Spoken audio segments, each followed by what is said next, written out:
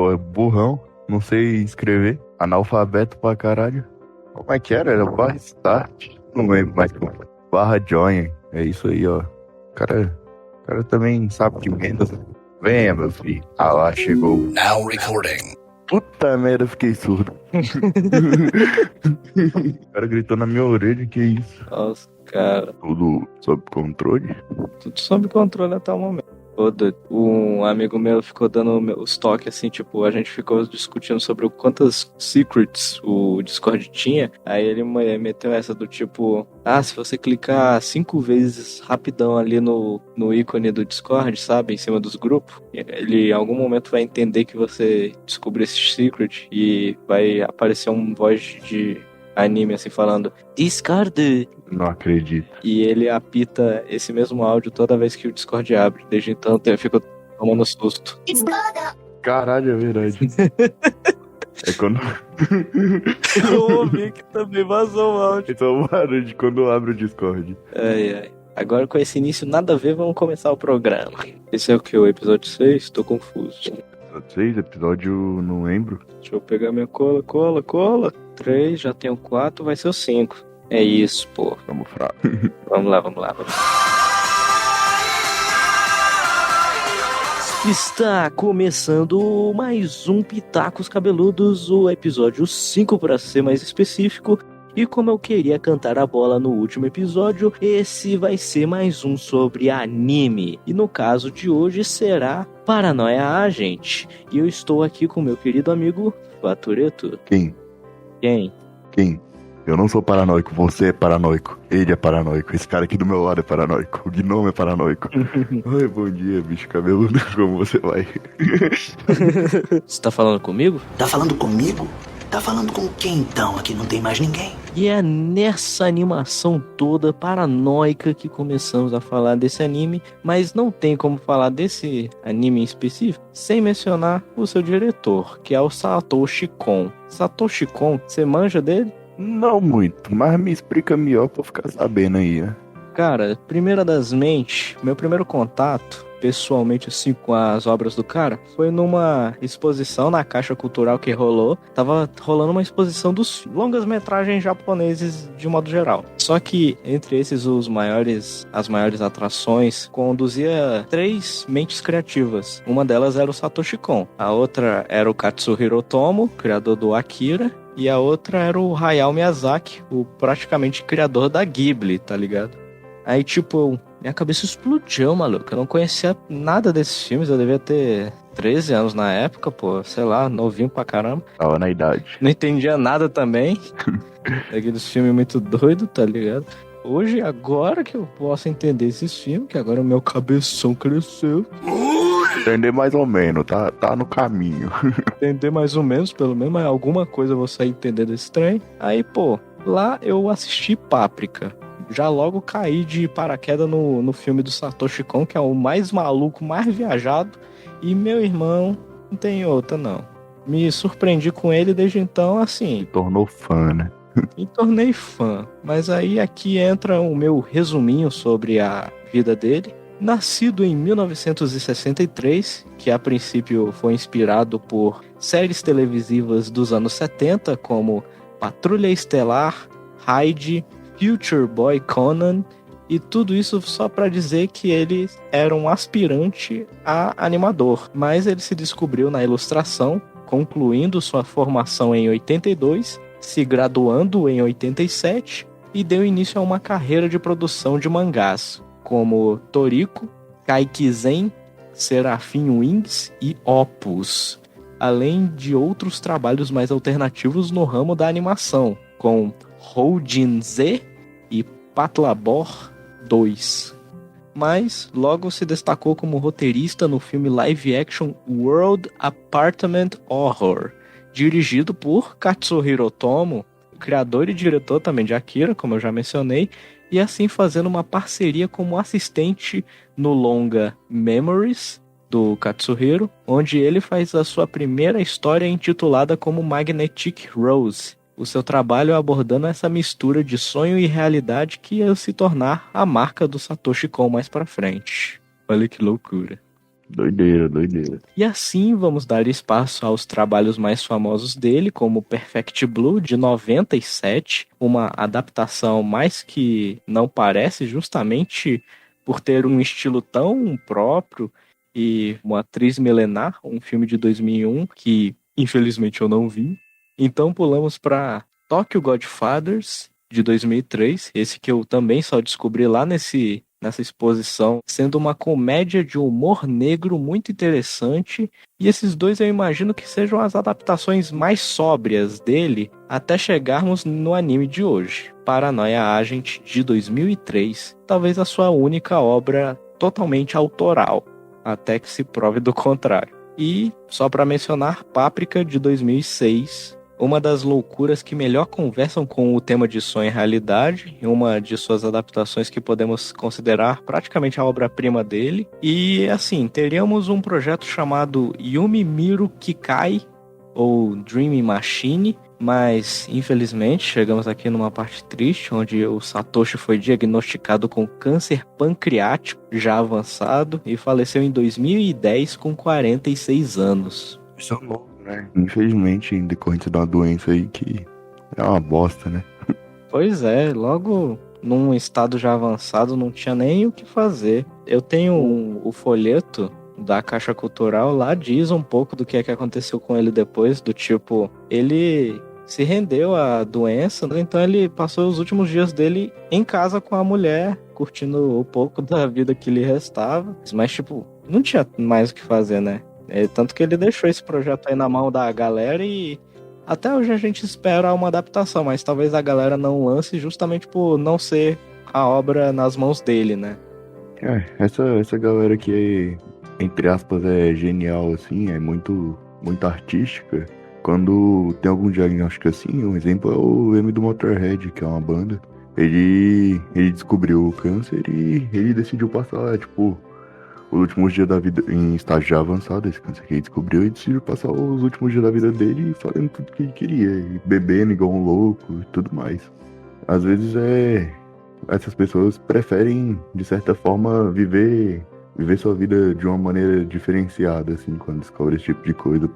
Acho que pra fazer arte de uma certa forma, assim, tipo, tão renomada, você tem que ser uma pessoa relativamente sensível mesmo, sabe? É, complexo.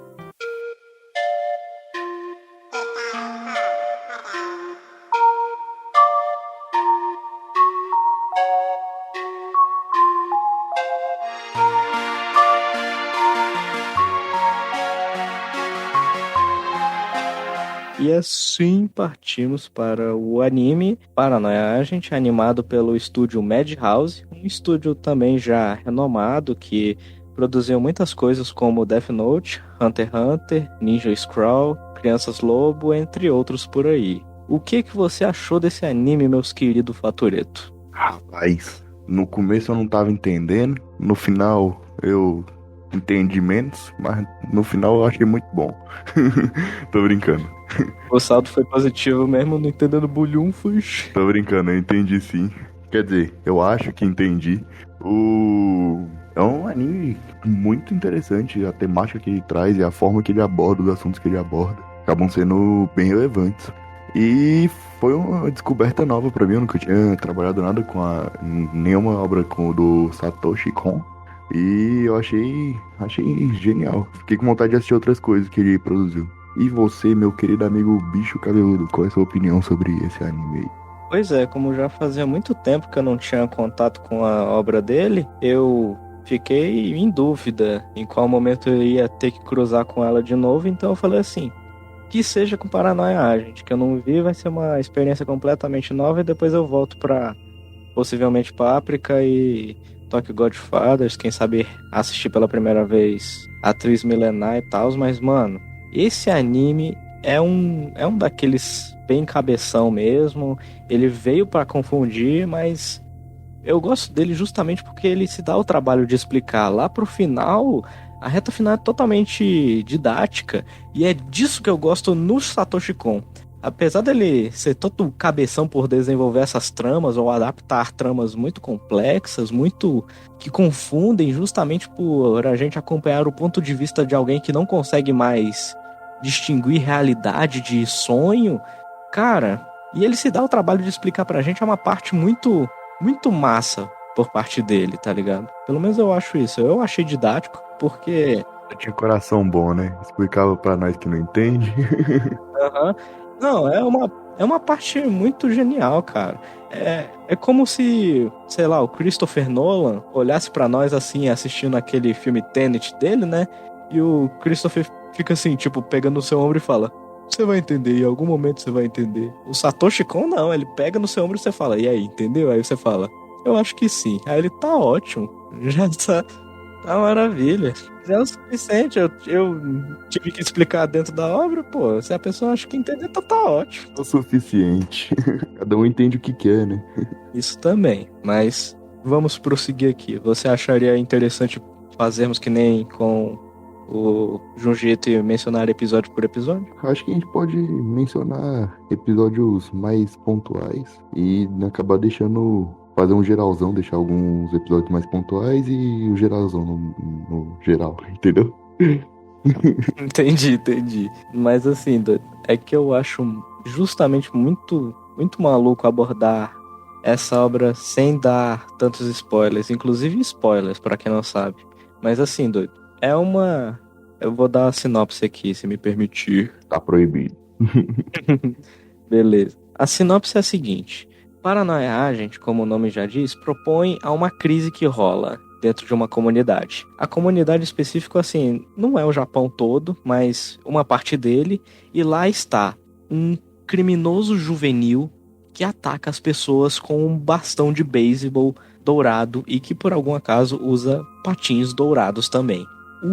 O anime segue por pequenas histórias onde esse personagem invade aquela história.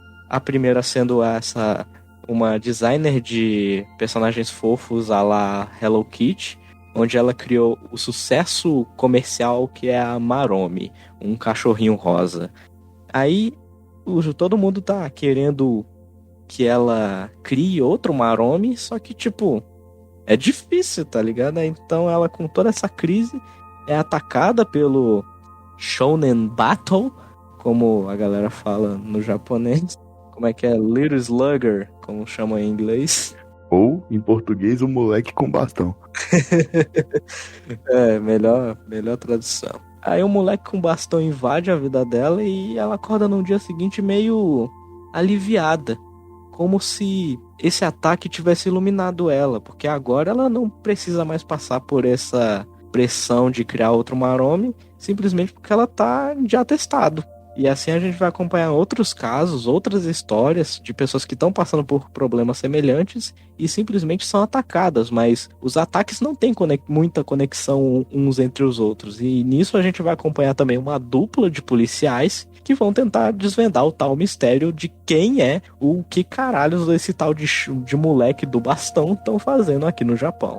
É muito interessante você mostrar que o bastão do moleque e o patins dele são dourados. Porque, assim, em algumas, tipo, Buda, por exemplo, ele era dourado. Ele é relacionado a uma questão realmente de iluminação espiritual, umas coisas de sabedoria, coisas assim, sabe? Então mostra, desde o início do mangá ou do anime, vai mostrando como o Shonen Bat seria uma forma de realmente se livrar disso que aflige a pessoa que acaba sendo atacada por ele, sabe? Porra, sabia dessa não, hein? Então, até mesmo a forma de representação das cores acaba conversando desde o começo já com o que a gente vai descobrindo depois mais pra frente, no final da história, né? Tipo, em várias religiões isso acontece, além do budismo. Tipo, a cor divina de Jesus Cristo pros cristãos é relacionada ao dourado também, como esqueci o nome do símbolo, mas enfim. Mas realmente é bem relacionado. Existem igrejas feitas de ouro, que são a cor dourada, relacionada à riqueza, coisas assim. Essa questão de iluminação espiritual. Caramba, você realmente trouxe uma parte não mencionada na minha pesquisa. Tô impressionado, cara. Não, e é interessante ver que, assim, isso é o que me deixou muito confuso no início. Eu falei lá no nosso primeiro episódio que eu tinha assistido os primeiros 4 desse anime, e eu tinha ficado impressionado justamente porque, caraca, como assim, mano? É como se justamente nessa comparação um tipo de Deus descesse dos céus pra atingir as pessoas na cabeça e com isso as pessoas se sentissem melhores. Tipo, como assim, tá ligado? Você se sentiu bem ao ser agredido? Salvar a galera, né? E tipo, nisso a gente vai acompanhar outras histórias. No caso, o primeiro episódio é dessa designer e os policiais, e também um cara que queria entrevistar ela justamente por ter feito uma pesquisa e sabendo dessa pressão que ela sofria dentro do trabalho, pensando que era alguém que atacou ela. Era um jornalista, como é que se diz? Sensacionalista. Isso, ele era sensacionalista. E como ele também acaba sendo atingido. O segundo episódio ainda é super interessante, porque se trata de um garoto que se encaixa na descrição do assassino justamente por ele jogar beisebol, ser um cara muito bom nisso, e por ter patins dourados. E nisso ele é discriminado e tal, e rola todo um desenvolvimento dentro do episódio que, cara, muito massa. Realmente, eu acho muito legal esse episódio, que mostra que o moleque já sofria bullying antes, e mais uma vez mostra que a pressão que a pessoa vai sofrendo, que faz com que o Shonen Bate apareça, né? Pois é. É incrível também como isso metaforicamente conversa com todos os personagens, né? Eles estão com problemas pessoais e de repente o Shonen Bato sabe como atacar, como atingir essas pessoas, tá ligado? Tipo, essa pessoa precisa ser atingida na cabeça. E aí sabe o momento exato de acertar a pessoa, né? Ele surge no momento certo, é incrível isso, cara. Como a tragédia e a divindade conversam com o personagem. Uma pergunta meio nada a ver aqui, Fatoreto. O que você achou da abertura e do encerramento? A abertura eu achei legalzinha, mas eu como uma boa pessoa que não é muito assistidora de animes, achei um pouco cansativo, porque se repete muito, claro, todos os episódios, né? Não sou muito fã de abertura. Mas ela é muito grande, esse é o problema dela, sabe? Ela tem 1 minuto e pouco, se eu não me engano. Mas eu gostei da abertura. O encerramento eu não me lembro. Ah, não, o encerramento é eles deitados, não é? Isso. Eu gostei do encerramento, mas confesso que pulei a maioria. Não, tudo bem você pular, na minha opinião, até porque esse é um dos poucos que não apresenta mudança nenhuma, se apresenta é quase não perceptível. Assim, eu só acho interessante porque a abertura mostra todos esses personagens do núcleo principal no qual vamos ver durante os episódios, e eu lidei com isso como um certo de spoiler vindo do próprio anime, tá ligado? Ele apresenta todos esses personagens e conforme você vai vendo eles nos episódios, você pensa assim: pronto, eu já sei quem vai ser atingido pelo Shonen Bato, só falta saber como, quando e como isso vai influenciar até o final. É nesse momento que a gente começa a ver que não é uma parada tão simples assim, não se trata de uma história comum, né? É aqui que entra o momento cabeção, porque o garoto, o Shonen Bato é capturado pela polícia. Na verdade, um policial que também tava devendo uma dívida ali com a Yakuza. Aí, pô, o Shonen Bato aparece, dá um stabef nele, só que, pô, o policial não foi nocauteado diferente das outras pessoas. Então ele vai lá, captura o moleque, e no dia seguinte tá os policiais que a gente viu no primeiro episódio, agora interrogando ele. Uhum. Assim, infelizmente esse é o episódio mais fraco, o episódio 5, que é o momento desse questionamento: por que e como você sabia que é dessas pessoas e por que você atacou elas. E E as pessoas tinham ligações, né? assim, uns tinham pouquíssimas ligações assim. No interrogatório lá com o Shonen Bato, ele diz que ele era o escolhido. Ele simplesmente sabia quem eram as pessoas porque ele via nelas um contorno em vermelho. Mas ele tinha uma visão muito distorcida do mundo. Ele veio como um grande RPG de videogame. E tipo, essa é a parte mais bruxa do episódio, porque, pô, ele só fez tudo isso porque ele viu a vida como um grande videogame e ele se sentiu no trabalho de fazer isso. Ele também era paranoico. Mas o Shonen Bato não veio pra ele, porque ele era o Shonen Bato. Mas como assim? Até porque os casos continuam. Pois é, essa que é a doideira. Esse que é a virada. Os casos continuam mesmo com ele preso. Então chegamos lá mais pra frente, acho que é o episódio 7, o Megahertz. MHZ. Você lembra desse episódio, Fatureto? Me relembre, só pra eu... O episódio 5 é o episódio do interrogatório, pá. No interrogatório eles descobrem que a velhinha tava na cena do crime da designer, lá do primeiro episódio. Então, o sexto episódio é Medo do Golpe Direto, eu acho que é isso. E esse episódio, os policiais vão falar com a velhinha. Nisso a gente vai conhecer a filha do policial que prendeu ele. E vai ter uma subtrama com a designer de novo voltando nesse episódio pra ser interrogada. Aí ela pergunta: ué, por que vocês estão me questionando? O moleque não foi preso? Vocês não prenderam ele? Que é a segunda virada dessa porra. Os policiais descobriram com a velhinha que a designer não foi atingida pelo Shonenbato. Ela pegou um cano e torceu o próprio tornozelo e falou que foi nocauteada, mas em nenhum momento analisaram a cabeça dela. Ela não foi nocauteada pela cabeça. Ela simplesmente apareceu desmaiada com um tornozelo quebrado. Pois é. Inclusive, se eu não me engano, quando ela volta no hospital, ela é uma das únicas que não aparece com a faixa na cabeça. Exatamente.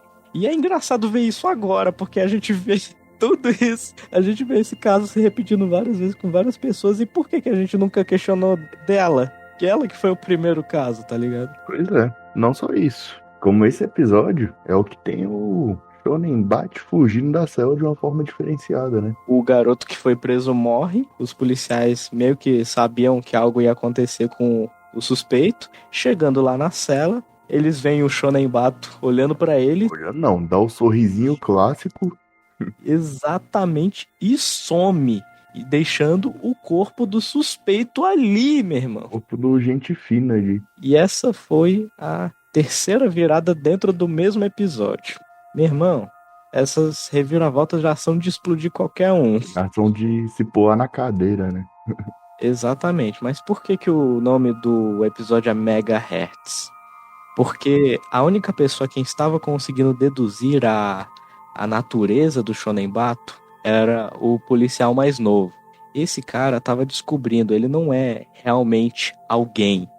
Ele também não é exatamente algo. Ele é algo a mais. E nisso ele fica se vendo como aquele idoso meio maluqueiro. Também um figurante qualquer tanto do anime em geral quanto da abertura.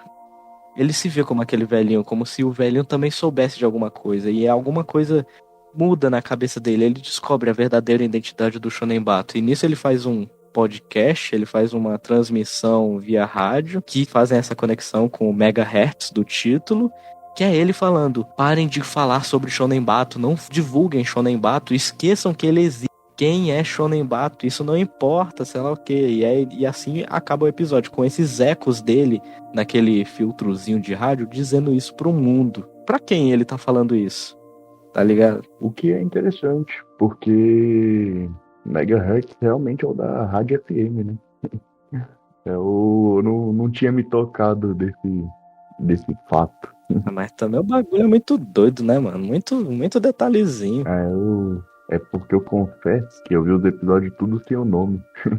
Não, mas também é complicado, pô. Se você parar pra pensar, são poucos os episódios que mostram o título dele. Inclusive tem uns que eu achei que o nome era um e se mostrou sendo outro. Tipo, o segundo e terceiro episódio, o título é dado em um pôster. Os personagens olham para um outdoor e naquele outdoor tá uma imagem representando eles de uma forma metafórica, interessantes. E lá dentro tá aparecendo, tipo, o personagem policial do terceiro episódio que pega ele. Obrigado. Não, do quarto. Do quarto episódio ele olha assim para um outdoor que tem o personagem do mangá que ele vai estar lendo depois. E lá tá escrito: O Caminho de um Homem. Aí eu, ué, tá aí, né? Uhum. Mas aí tem um moleque do segundo episódio. Ele passa na frente de um pôster que é meio que uma Cinderela, só que com um cara utilizando de um sapatinho dourado, tá ligado? E lá aparece sapatinhos dourados, só que não apareceu legenda pra mim na versão que eu vi desse episódio. Aí eu, ué, o que tem esse trem aí? Aí o moleque abre o armáriozinho dele, que tem uma carta só, e lá na carta tá escrito bem grande, um bagulho que toma toda a tela, e nisso aparece uma legenda: Você é o Shonenbato? Ponto de interrogação. E eu tipo, Pô, esse aí é o título do episódio, é uma letra gigante que tá ocupando a tela. Se não é isso, eu não sei o que que é. Vou passar aqui, ó, um papinho aqui, ó, pra quem tá ouvindo esse podcast. Eu assisti tudo nessa plataforma chamada YouTube. Por isso que eu vi sem título. Exatamente. Também é sacanagem a galera nem papou o título. Estranhão. Vejam Paranoia Agent no YouTube. Eu vi em meios alternativos, mas nego disponibilizou em praticamente HD no YouTube, tá ligado? Enquanto ainda podem ver, né? Pra nós ver. Seguindo aqui, eu quero falar do episódio mais duvidoso, que é o número 8, o Feliz Planejamento Familiar. Tu se recorda desse? Que é o episódio que tem o senhorzinho de bigode, né? Mano.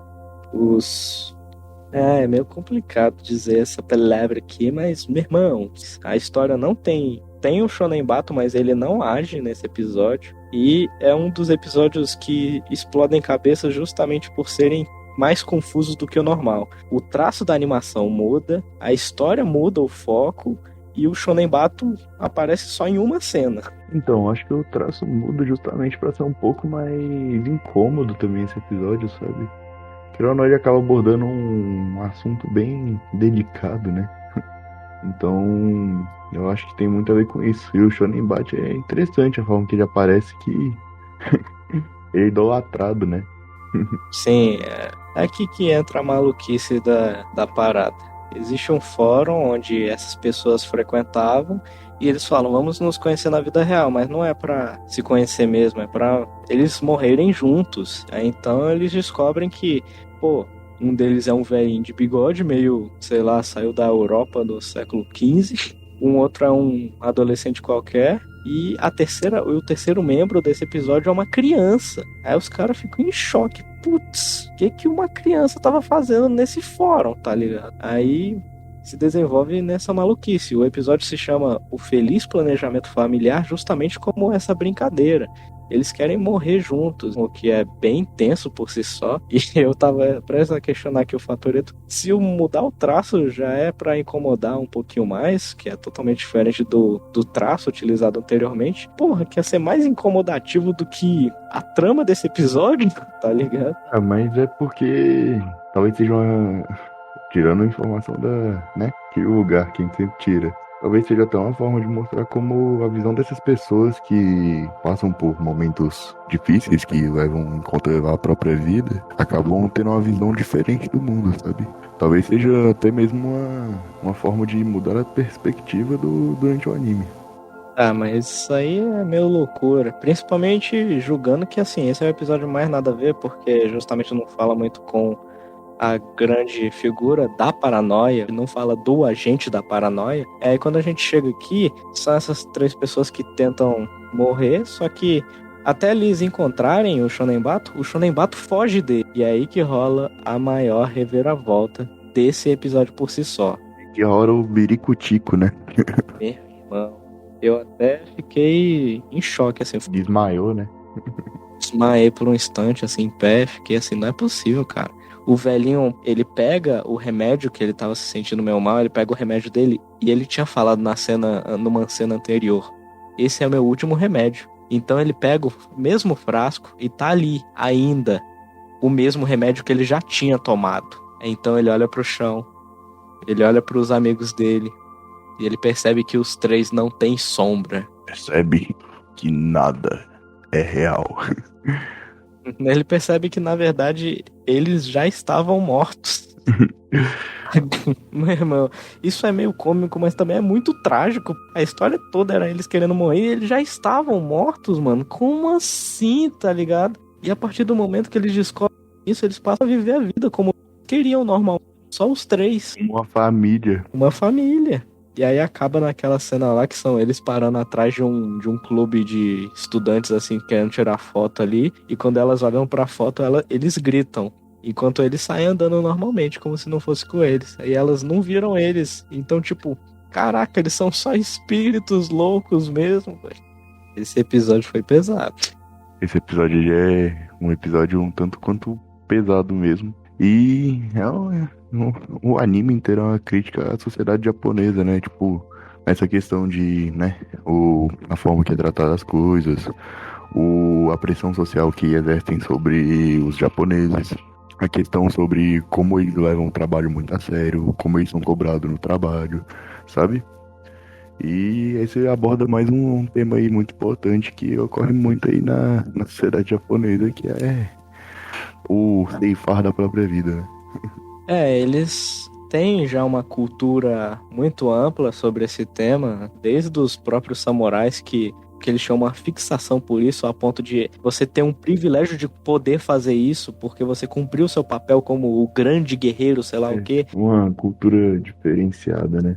E não só isso, como ele critica não só isso, como todos os meios de cultura dentro do próprio Japão, né? Sim, sim, com certeza. O menino que vê o mundo como um grande videogame, o cara que motiva todas as paradas erradas que ele faz a partir de um mangá que fala que esse é o caminho de um homem. Pois é. A glorificação da violência devido, tipo, essa forma também de ele é um homem, sei lá o que, isso é o que ele tem que fazer, tipo, a glorificação da violência do Shonen Bashi, que as pessoas acabam idolatrando ele. Então, realmente, ele julga muito bem a sociedade que ele vive, que ele tá inserido, no caso. Sim, uma sociedade que o próprio Satoshi Kon convivia diariamente, e melhor que ele pra contar isso, não tinha, né? Só dois dele, né? Aí, pô, eu vou falar aqui do 9º episódio, que pra mim esse é o melhor episódio, o famigerado etc. Episódio das véias.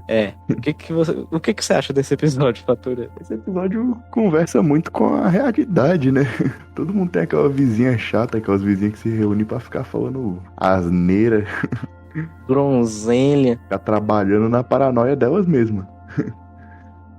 Eu acho que todo mundo, assim, já acabou sofrendo um pouco com isso na vida.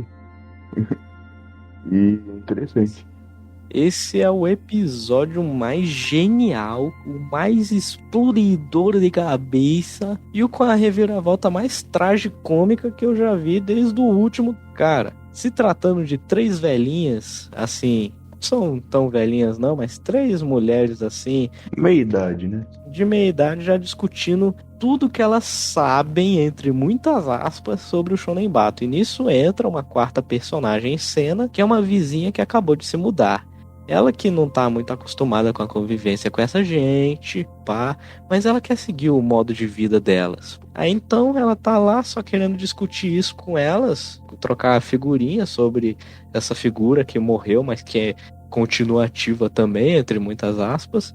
E pô, as velhinhas se questionando, ué, isso é real? Porque eu ouvi o caso de um vizinho, eu ouvi o caso de outro, e elas começam a criticar a vida dos outros justamente porque é tudo culpa do Shonen Bato, quando na verdade se trata da neura delas, uma paranoia delas. E basicamente a mesma coisa que acontece no segundo episódio, que é o episódio do bullying na escola. Só que agora com adultos. Pois é, mas aqui a parte genial pra mim são as histórias em si que elas contam. Todas elas são ótimas, são cômicas de certa forma. Eu tava tão, sei lá, não ligando muito para as personagens a princípio, tá ligado? Eu entendi que era isso, iam ser várias historinhas bestas, só que a primeira já me quebrou totalmente, tá ligado? Era uma mulher nova que acabou de se casar, acabou de entrar aí naquele condomínio pra morar junto, pá, e só que a mãe do marido veio morar junto. Aí como é que ela pode ser a dona da casa se tem outra mulher mais experiente fazendo esse trabalho por ela? Aí ela pediu todos os conselhos ali pra mãe, só que ela não quis dar, então ela simplesmente passa a maltratar ela dentro da própria casa, enquanto o marido não está em casa pra defendê-la. Então as duas, no seu ápice de egoísmo, é tocada a campainha. Na campainha, as duas esperando o marido / filho, uma abre e diz: "Me ajude, meu filho." E quem atende é o Shonen Bato falando: "Com prazer." E dá na cabeça dela. Acerta nas orelhas, né? Meu irmão, eu morri de rir nesse momento, que eu não aguento, eu não tava esperando, tá ligado? Eu já tinha esquecido que eu tava vendo. De repente, puta que pariu, é mesmo, Shonen Bato. Cara, né? Não, e uma história mais viajada do que a outra. Essa você dá mais pé no chão e as vizinhas vão elaborando cada vez mais. É nego que imita as respostas das fórmulas que ele lutou tanto pra decorar numa prova. É um negócio de uma querendo aparecer mais que a outra, né? Sim, e a quarta personagem só querendo ali fazer parte dessa brincadeira, entre aspas, também. E todo mundo começa a julgar ela. Pô, filha de. Ou, na mulher de roteirista com histórias tão fracas assim, era pra você ser mais criativa. E assim elas voltam nessa competição de quem é que tem a história mais louca que ouviu de alguém sobre o Shonen Battle. Isso é demais, cara. Eu adorei esse episódio. Que bacana, mano. Pois é aqui que a mitologia do Shonen Battle começa a ser explorada. Pô, esses casos realmente aconteceram? Ou é fofoca?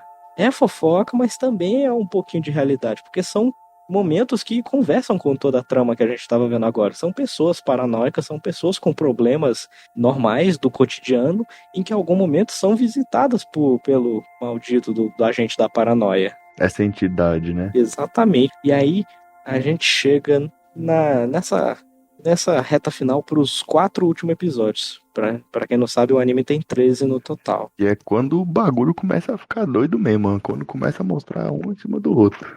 Meu irmão, até a gente chegar lá, a gente tem ainda umas paradas ainda normais, vamos dizer assim. Porque o 10º se chama Maromi Madoromi, que é o nome completo do personagem mascote cachorrinho que foi criado pela designer do primeiro episódio, que em inglês é chamado de Mellow Maromi.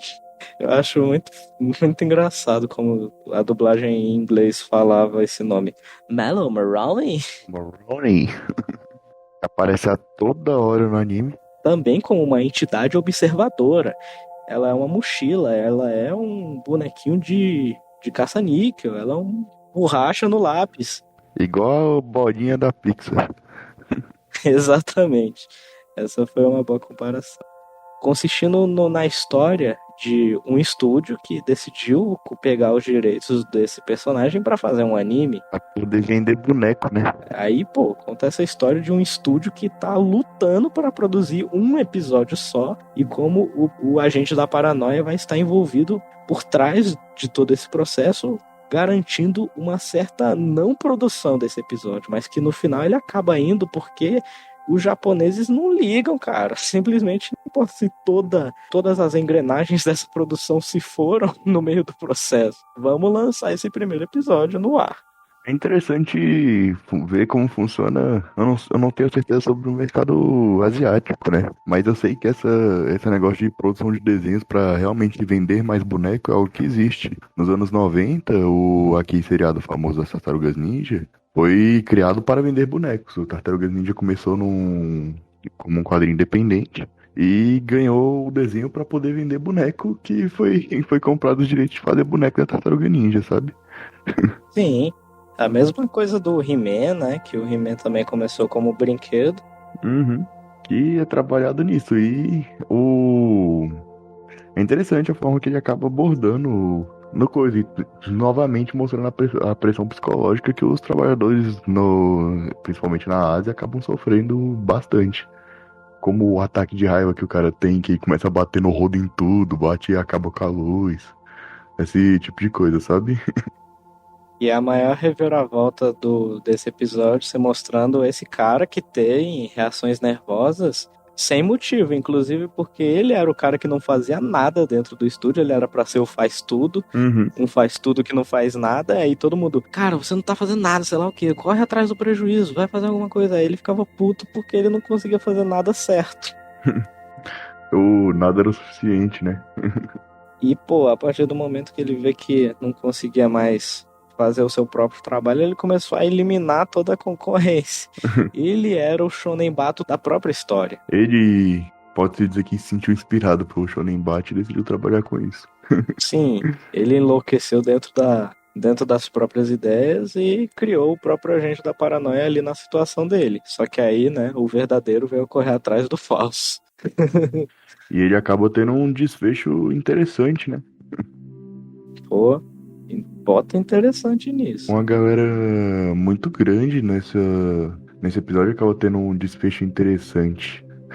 Não, é interessante ver como a indústria abusa tanto assim do curto prazo e mesmo assim ele não só se atrapalha como decide atrapalhar os outros, né? É uma parada muito muito humana. Mas o que eu acho mais legal nesse episódio é que ele acaba, o anime inteiro aborda tudo isso. E no final, você consegue ver o que eles produziram no anime. Sim, a gente vê várias vezes, inclusive, o anime pronto, esse primeiro episódio pronto. Então, e ele é sobre o quê? Descanse, não trabalhe igual um louco. Tenha pena de você mesmo, se você não tá conseguindo hoje, tente de novo amanhã. Sim, você só está cansado.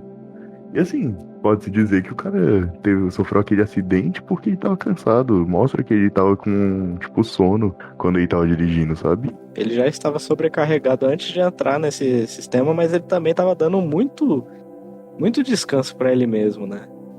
É interessante. Uhum. Ele tentou se manter minimamente estável. Pois é. Mas é isso. Agora partimos para essa trilogia final, a dos últimos episódios. Sim, vamos lá. Comece esse episódio, esses 3 episódios eles são os que mais conversam além da série, eu acho. Aqui é pra explodir cabeça mesmo, tá ligado? É quando começa a destrinchar. Meu irmão, vamos destrinchar aqui. O 11º episódio, Entrada Proibida, é a história do policial que, depois de ter perdido o seu maior caso, que foi o Shonen Bate morto lá, ele é demitido e passa a trabalhar como um agente de trânsito. E aqui é que o bagulho começa a ficar tenso. O policial, em algum momento, ele deixa de visitar o trabalho para ir para um lugar diferente. Algo que ele diz como se fosse lembrar a infância dele. É um bairro muito parecido com o dele. Todo mundo gosta dele. Olha que coisa estranha. Um lugar que é completamente diferente do mundo real. Pessoas chapadas, 2D. São folhas de papel, literalmente, representadas como pessoas no mundinho perfeito dele. E nisso, corta para a esposa dele, que tá doente, em casa, sendo visitada pelo Shonen Bato. Não o Shonen Bato, o Shonen Bato maromba. Ele tomou whey protein. Mas aí é que tá. Eu quero deixar claro que ele não só tomou whey protein. Quando aparece a sombra dele primeiramente, ele tá comum. Só que ela começa a desabafar sobre os problemas e cada vez vai aumentando ele. Mostrando que o Shonen Bate talvez não seja só uma entidade, né? É aqui que o bagulho fica doido, meu irmão. Porque assim, a gente vai falar sobre o policial depois, mas o personagem principal desse episódio é a esposa do Tenente Ikari, do ex-Tenente Ikari. Eu lembro aqui o nome do policial. Uhum. Aí, mano, a esposa dele é visitada pelo Shonen Bato e ela desabafa toda a vida dela de como é terrível, sei lá o que. Nisso o Shonen Bato cresce, toma um golezão de whey ali, ele fica marombão, pronto pra acertar a cabeça dela. Só que ela diz, e eu faria tudo isso de novo, porque ele é quem me faz querer continuar. Valorizo isso cada minuto. E nisso o Shonen Bate fica em choque, meu irmão. Como assim você tá satisfeita com a tragédia, com a vida ruim que você tá tendo? E ele começa a destruir a casa dela, tudo ao redor, e ela ali, estática. O mundo tá desmoronando sobre ela e ela intacta, ela firme lá. Isso é muito conceitual. Ela continua serena. Exatamente. Então, o Shonen Bato desaparece com a chegada do ajudante do tenente, que era o policial novo lá, que tinha mandado o Megahertz. E ele chega lá perguntando pelo Ikari. E aí, onde é que tava o chefe? Sei lá o que. Ele ainda não voltou pra casa. E aí começa o 12º episódio, o Homem Radar. Quem é o Homem Radar? Esse cara é o Homem Radar. Ele transcendeu, meu irmão. Ele descobriu que o Shonen Bate nada mais era do que uma ideia, uma invenção da própria Tsuki, se eu não me engano, que é a designer do primeiro episódio. Ela criou ele para se safar e as pessoas se aproveitaram disso. Ele é o fruto de uma sociedade doente. Ele é o fruto de uma sociedade sobrecarregada, e no momento em que todo mundo tá desesperado por uma ajuda, chega esse bicho que agora sim é um bicho, meu irmão. Ele não é mais uma figura para livrar os outros, ele é uma figura problemática. Ele como é que é? Ele adormece os problemas, ele prolonga. Ele é a procrastinação. Ele é praticamente uma ideia a serviço do procrastinar. Como todo mundo sabe, se você procrastinar, os problemas não somem.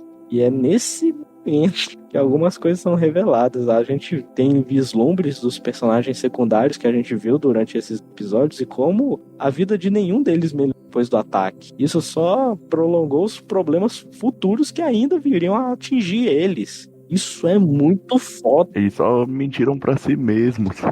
E nisso tudo, o anime se dá o trabalho de explicar pra você. O Homem Radar, literalmente, ele para em vários momentos pra explicar isso pra você. Inclusive nos momentos que isso simplesmente parecia loucura, né? Como quando ele entra no quarto lá do cara que tinha 1 milhão de bonecas, de action figures de mulher, e como elas ajudam ele a se conectar no computador do nerdzão, e isso abre a cabeça dele. Caraca, então a Maromi e o Shonen são a mesma coisa? Eles têm algo em comum? Meu irmão. É uma doideira. Se a sua cabeça não explodiu nesse exausto momento, se não se explodiu nesse momento quando você assistiu o bagulho, meu irmão, não vai explodir mais. É interessante esse personagem que tem as action figures, porque Ele aparece antes. sim, ele aparece antes, mas eu ia comentar que a paranoia dele, na verdade, é a obsessão dele, inclusive por esses bonecos que ele acaba obtendo, sabe? As mulheres imaginárias dele, né? Essa é a paranoia. E não é necessariamente uma paranoia, é realmente uma obsessão. E qual é a diferença entre paranoia e obsessão, sabe? A diferença. Vamos trabalhar filosoficamente aqui agora. Tô brincando. Mas é essa, ele traz esse questionamento de, ok, qual é a diferença entre a paranoia e uma obsessão? Qual é o ponto entre um colecionador e um acumulador, sabe?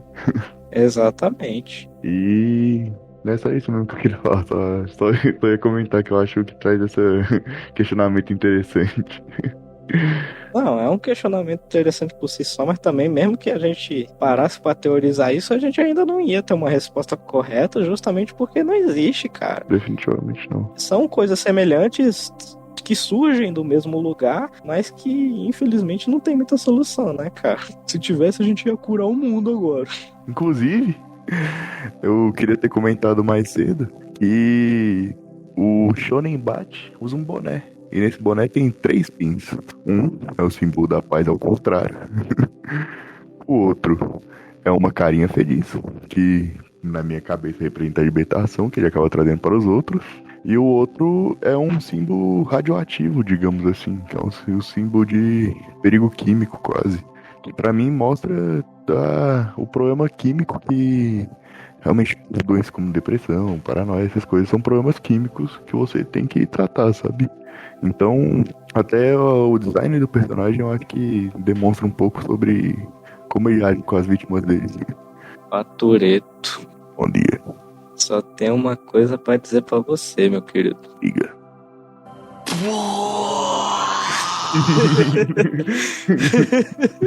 Explodiu minha cabeça de novo, cara. Eu não tinha percebido isso. Caralho, moleque. Destrinchando mais uma vez aqui. Tem mais coisa pra se estudar dentro dessa porra, moleque. Tem, sempre tem como ir mais. Caraca, mano. Então, chegamos no famigerado Gran Finale, episódio 13. O episódio final. O título é esse. Acabou. Esse é o nome.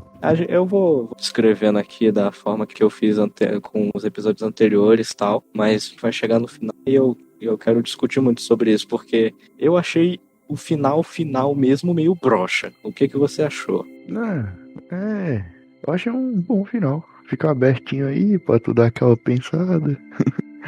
Mostra os personagens que passaram. Acho que poderia ter sido mais bem desenvolvido, mas achei razoável, aceitável. Eu fico muito satisfeito porque finalizou a história de praticamente todos os personagens. Todos eles tiveram um final digno para cada um. E a gente vai vendo isso conforme cenas de fundo, não só em cenas de fundo propriamente, mas como isso se resolve para os próprios personagens principais. E isso a gente pode levar para os outros. Isso eu achei bem foda da parte de como finalizou.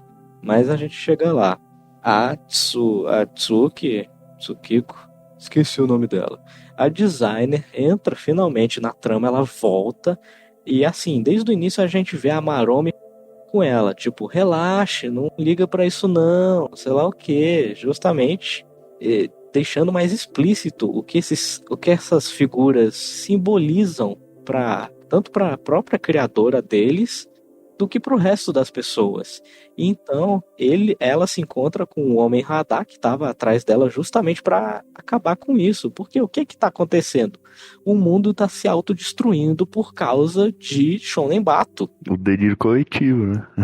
O delírio coletivo chegou a um ponto em que finalmente, chegando ao ponto em que o Japão simplesmente está sendo destruído. Não existe mais nada, ninguém, as pessoas estão desmaiadas na rua. E quem sobrou foi o Homem Radar, o ex-tenente Ikari, que tá lá no mundinho 2D dele. E aqui tá rolando a treta. Homem Radar versus Shonen Bato, que agora virou uma criatura, um monstro, onde o Homem Radar tá conseguindo armas para descobrir de onde surge esse trauma da Tsuki e assim lutar contra ele, que faz muito sentido, inclusive. Então a Maromi olha para Tsuki e fala assim: eu conheço um lugar seguro. E assim todas as Maromis do mundo se unem para abrir um portal para Tsuki, onde ela vai parar nesse mesmo mundo 2D onde o Tenente Kari tava. Nisso, ela tá sendo perseguida pela fumaça do bichinho, né? Pois é, a partir do momento que ela foi embora e o mundo tá sem Maromi pra nublar a sua visão, as pessoas explodem. Shonen Bate sente essa energia e ele explode em uma fumaça preta que tá dominando o mundo, tudo e todos. Porra, meu irmão, isso também é muito simbólico, né? É o monstro de cogumelo do Caça-Fantasma. Exatamente. Enquanto o mundo está sendo devorado por essa fumaça preta, chegamos lá onde a mulher dele, aqui no mundo real, que antes estava serena, intacta, finalmente foi atingida pela doença que ela tanto dizia, né, no episódio dela, e ela tá no hospital assim, querendo ser salva, sei lá o que, e o povo não sabe de onde é que ela é, não sabe a identidade, só sabe que ela veio com a foto na mão dela com o marido em mãos. Aí, pô, chega o momento em que ela morre e vai parar nesse mundo onde o Ikari tá. Ela aparece lá a princípio de uma forma 2D, mas ela vai ficando 3D para dizer para ele: o que é que você tá fazendo aqui? Por que você não estava comigo? E isso abre os olhos do Ikari para aquele mundo claramente fantasioso, mentiroso, onde a Tsuki simplesmente queria fingir que ele era o pai dela, e ele simplesmente diz assim: sou teu pai não. E aí é representativo pra caramba, que como ele usa pra falar que é tudo uma mentira e começar a fugir, ele pega um taco de beisebol e começa a quebrar tudo e bater nas pessoas. E a Maron fica avisando ele, falou: não, para, esse é seu mundo, não sei o quê. E, bicho, para com isso, bicho, eu vou me livrar.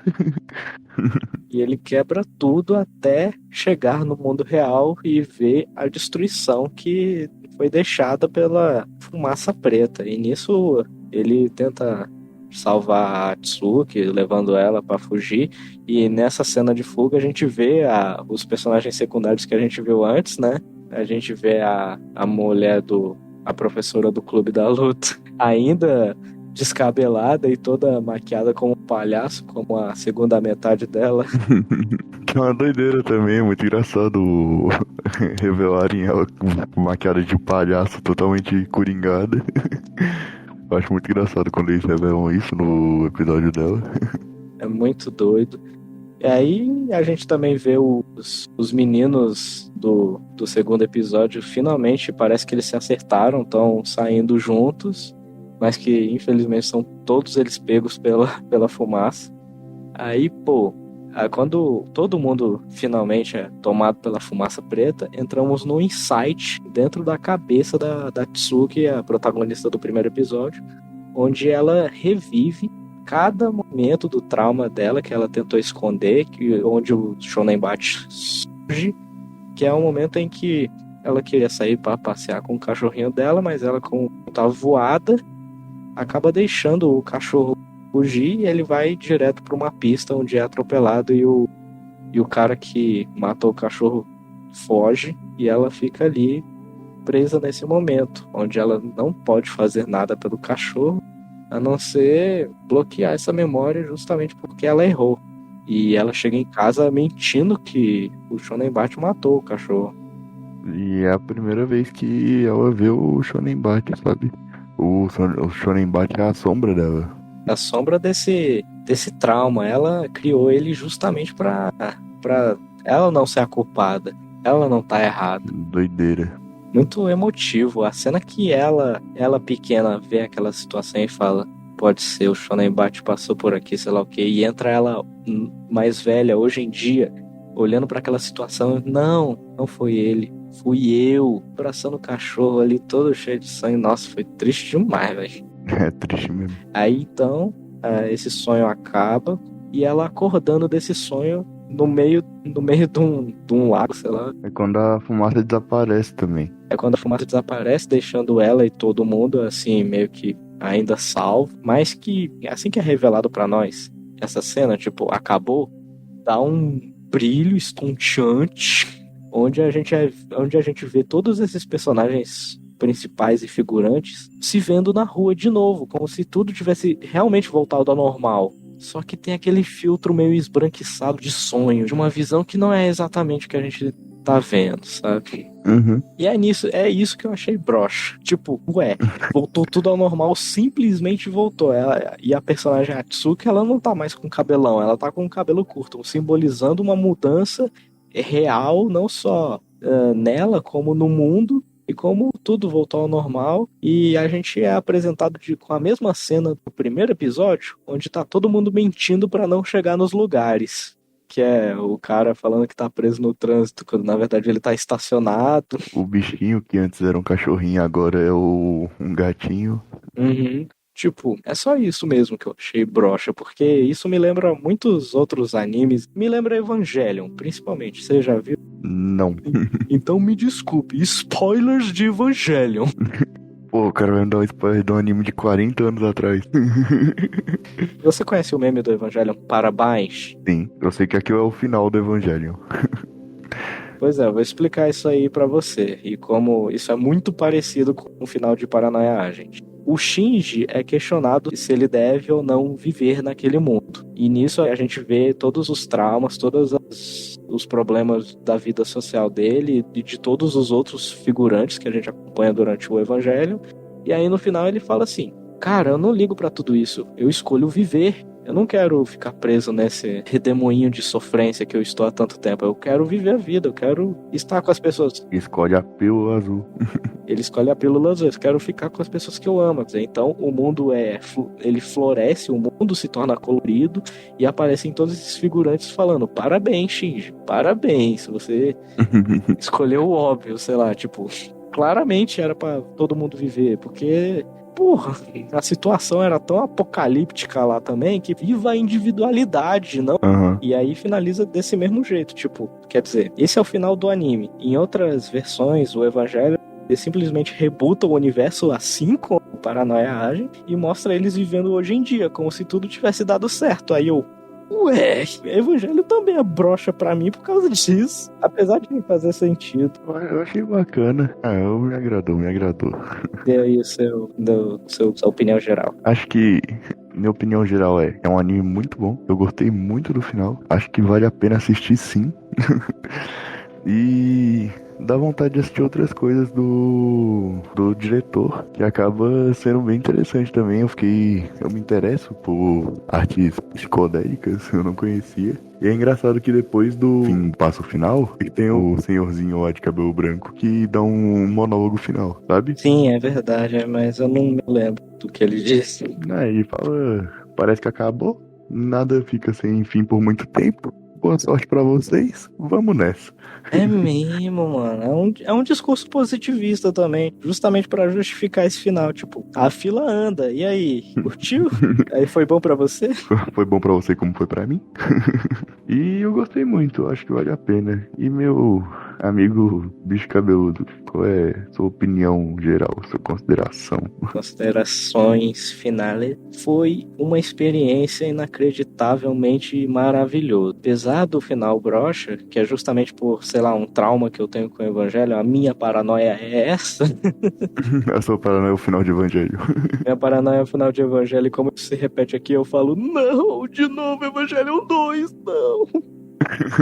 Mas assim, apesar disso que, sei lá, eu acho que só eu não vou concordar com isso, porque finaliza de uma forma correta, tipo, a fila anda, né? A gente não precisa ficar preso a isso, sei lá o quê. É justamente o que o velhinho repete no final, a parte didática aí do anime que você me fez lembrar. Uhum. E, pô, e como uma mudança simples, sei lá, cortar o cabelo no caso dela, melhorou toda essa situação e como encarar os problemas de frente, com certeza fez o rebutar e ela não ficar presa num mundo perfeitinho onde nada de fora do comum acontece. Então, tipo, é uma puta mensagem, Sim, sim. principalmente considerando que, assim, o Quadrinho Branco já destrinchou esse anime muito ferozmente, não só ao abordar isso da mesma forma que a gente tá abordando aqui, como ele também faz uma correlação com todo o histórico do Japão e como a gente pode chegar nesse ponto, levando em consideração que o Japão tá um pouquinho mais à frente de nós. Não necessariamente à frente, é uma cultura diferente, mas a globalização acaba tá fazendo tudo ficar igual, né? Sim, e como talvez justamente nós, por estarmos de uma distância tão grande, não convivermos esse tipo de cultura, é justamente por causa disso que nós estamos caçando ela, tá ligado? Uhum. E assim, o discurso do Quadrinho Branco é tipo como o Japão, uma sociedade carregada sobre traumas, construída em cima de vários problemas que eles inclusive tentam encobrir, não contando muita parte do histórico, a maior parte da nova geração não sabe, porra, e como isso vai atrapalhar eles, e como essa mal acostumidade com a vida cotidiana, muito simples, muito regrada e de super estímulos que nublam nossa visão para os problemas reais, isso vai alimentar uma sociedade doente, que é justamente o que é demonstrado aqui da forma mais crua possível, mas que é o que possivelmente está acontecendo com eles agora, e é o que vai carregar a gente depois. Por isso que eu digo que eles estão na frente. Entendo. Ganhamos essa, Japão, somos menos doentes que vocês. Tanto que, assim, a parada do momento lá, assim, eu não vejo muita notícia sobre, mas dizem que a taxa de natalidade do Japão tá caindo cada vez mais. E isso tá refletindo na perspectiva de alguns animes. Então, tipo, se em 2003 o cara já lançou essa, hoje a galera tá falando assim, Japão, procrie, e não deixe o país morrer no que eles estão fazendo. Animes com personagens crianças mais cativantes, tentando mostrar, olha isso aqui, Japão, esse aqui pode ser sua filha, pode ser o seu filho, tá ligado? Isso é muito doido. É doido mesmo, realmente é encafifante, né? De forma geral, acho que o que a gente pode levar desse anime é parabéns. Tô brincando, eu acho muito interessante os pontos que você tá trazendo. Vou pesquisar sobre esses outros animes depois. Quero que você passe o nome aí por escrito. Sim, e também tem o Spy Family, que é a idealização máxima de uma família que não é uma família ideal, não. Eles se juntam por acaso e lá tem uma criancinha, a tal da Anya. A Anya, ela tem poderes psíquicos, ela sabe o que todo mundo sente, sei lá o que, e nisso ela é muito fofinha por vários outros motivos. Eu não vi Spy Family. É justamente essa idealização de novo, repetida no tipo, olha só, essa criança fofinha, divertida, que pode ser a sua filha um dia se você tiver, de forma metafórica, mas ainda assim, porra... Se alguém conseguiu ler isso numa obra que não fala sobre esse problema atual do Japão de forma explícita, né? Pô, então é uma parada séria mesmo. É, realmente é interessante. É isso, moleque. É isso, chefia. Temos um 5º episódio. Bem mais ou menos da minha parte, mas temos um 5º episódio. Que isso, cara. Não se reprima, já diria o Menudo. Não se reprima. E aí, meu amigo bicho cabeludo, temos um 5º episódio pra você? Rapaz, eu tô mais do que feliz em finalmente concretizar esse episódio, que assim, talvez seja o segundo maior episódio, infelizmente, mas que aconteceu, e eu fico muito feliz que você tenha assistido, ouvido. Não precisa chegar até o final, mas que se você chegou até aqui, você é uma pessoa muito especial e paciente. Muito obrigado. E um salve pra você que chegou até aqui. Você que sabe que é você mesmo, tô falando com você, telespectador, que ouviu até aqui. Muito obrigado. E um abraço. Um abraço, até a próxima, um beijo no seu peito e vambora pro próximo. Eu não sou paranoico. Nem eu.